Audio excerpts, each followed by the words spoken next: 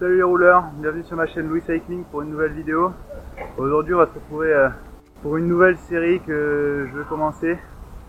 On va aller chasser les coms de ma région. Allez, c'est parti.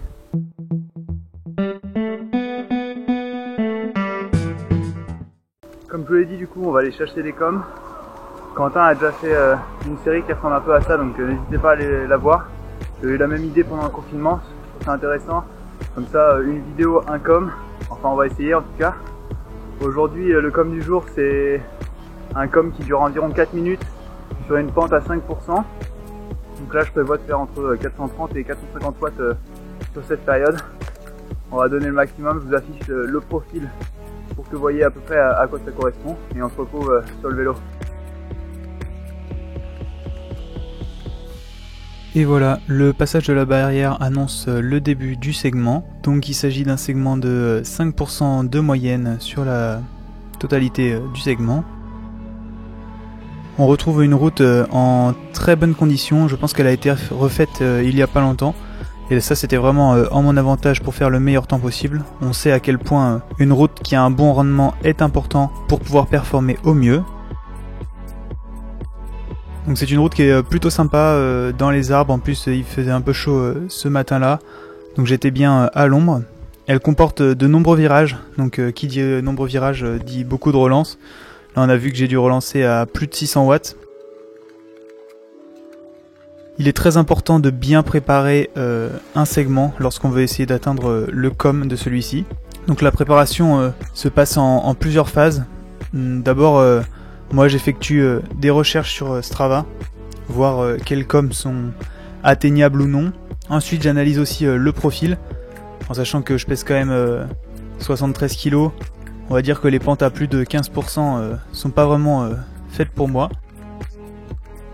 Donc là j'avais décidé de prendre un com avec une pente relativement faible et constante tout au long du segment. Donc ça dépasse jamais les 6-7%. Et une fois que j'ai fait les recherches sur internet et tout ça, avant de faire mon essai, j'effectue aussi une reconnaissance. Donc là ce jour-là, j'avais effectué en guise d'échauffement une reconnaissance du parcours. Donc c'est très important pour voir les dénivelés en vrai, mais aussi pour connaître le terrain. Il ne faut pas arriver et avoir des doutes sur où est-ce qu'il faut aller. On va voir qu'à un moment, j'ai failli me tromper. Je pensais que ça continuait tout droit alors qu'il fallait tourner à droite.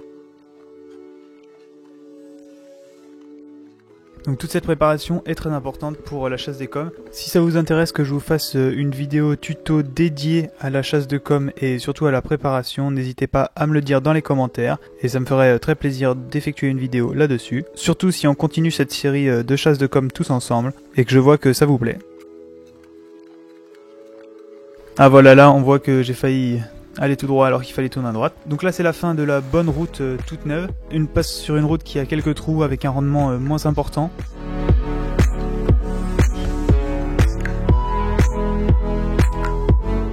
Donc là on voit que ça secoue pas mal. C'est dur de garder les watts élevés. On est obligé de temporiser un petit peu. Voilà, là il y avait un stop. Il a fallu un peu freiner. Surtout qu'on passe sur un parking avec pas mal de gravier. Ça aurait été bête de tomber à ce moment-là.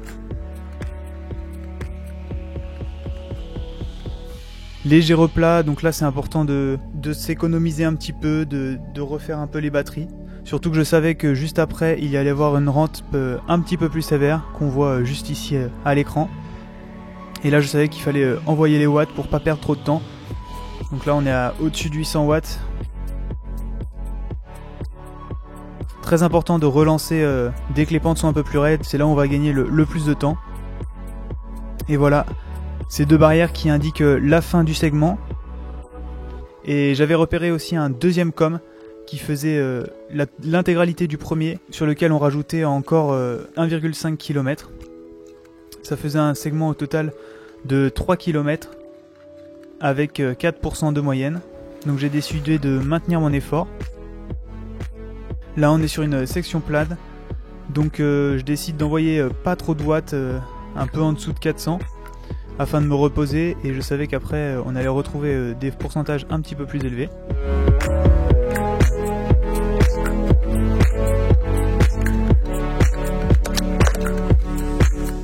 là je me suis un peu en dessous de FTP, j'essaie de me reposer. Et là on a l'arrivée d'un rond-point. Donc je rappelle, la sécurité c'est plus important que le vélo. Donc même si vous êtes en train d'essayer de faire le meilleur temps, faites toujours très attention aux voitures. Là vous voyez que j'ai ralenti. Même si je perds un petit peu de temps à cause du rond-point, c'est pas très grave. Et voilà, là on est reparti, pas à fond mais presque. Vous avez l'entour de 400 watts. Les pourcentages qui vont recommencer à croître doucement. Et là ça commence vraiment à faire mal aux jambes. Plus de 5 minutes d'effort déjà. Donc c'est comme un gros test PMA. Et là on voit que j'envoie encore des gros watts. Presque 480. J'essaie de relancer mais là je commence à être un petit peu dans le dur. Les pourcentages qui augmentent un peu. On voit là qu'on est passé sur de 8%, 9%. Il faut là essayer de relancer mais c'est dur.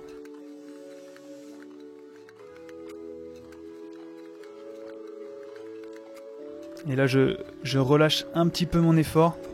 Je vais perdre quelques secondes dans cette partie. J'arrive pas à maintenir au-dessus de 450 watts. Même si là je me remets en danseuse pour relancer. Je savais que c'était le haut des parties raides juste en haut là-bas.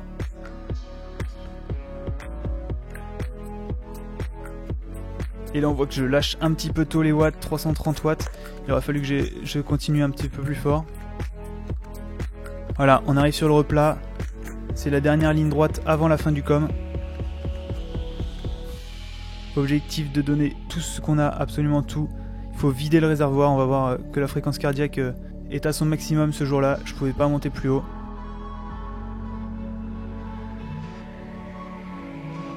J'avais pris la décision d'effectuer toute la montée sur le Grand Patco. Et je l'ai bien fait parce qu'au final... je finis, il me semble, avec une moyenne de plus de 27 km/h et j'ai jamais été embêté avec mes rapports. J'ai pas eu besoin de monter ou de descendre le plateau, ce qui peut des fois faire perdre un petit peu de temps lorsque la mécanique est pas très bien huilée.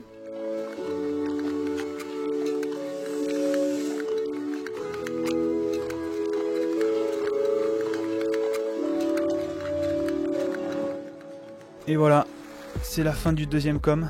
Et on se retrouve avec mon débrief à chaud. Bon je viens de finir. Au final, j'ai vu qu'il y avait un deuxième com un peu plus long. J'ai décidé de continuer à appuyer pour voir si c'était possible de l'avoir. Là je suis carbo et ça fait du bien. Alors, normalement, je pense que j'ai les deux coms. Je sais pas combien de puissance j'ai fait de moyenne. Mais je peux vous dire que j'ai appuyé.